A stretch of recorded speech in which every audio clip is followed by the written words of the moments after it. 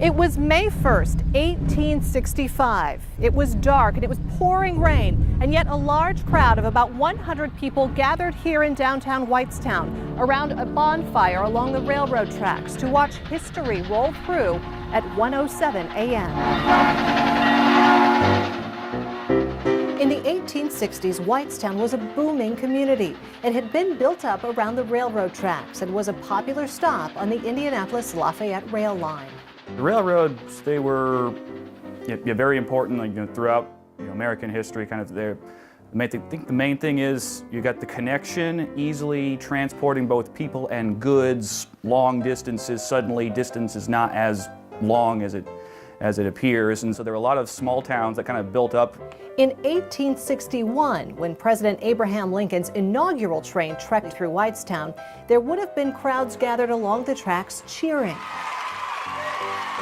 In 1861, when he was going out to Washington for the inauguration, he took this long, circuitous train route from Springfield to Washington, and he stopped at lots of small towns along the way, including Thorntown, Lebanon, and Zionsville here in Boone County, and that really I think, endeared him to a lot of the the local common people.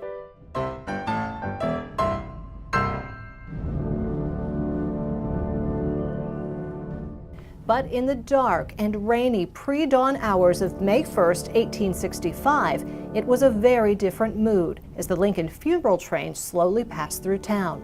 Local buildings and storefronts would have been draped in black bunting. The crowd fell silent as the train carrying the assassinated president's body passed.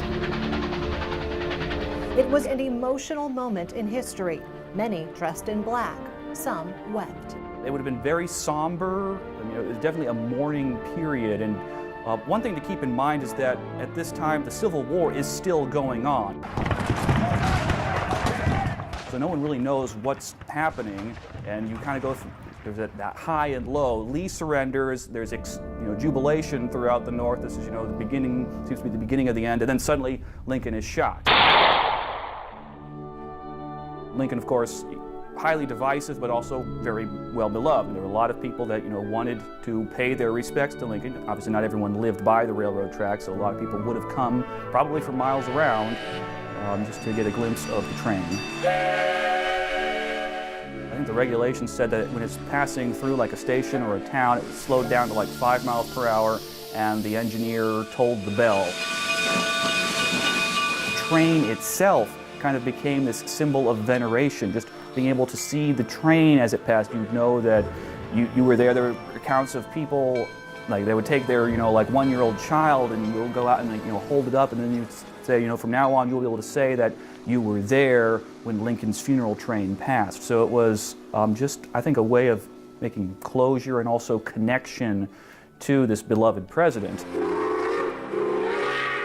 Lincoln's funeral train traveled more than 1,600 miles over a nearly 2-week period.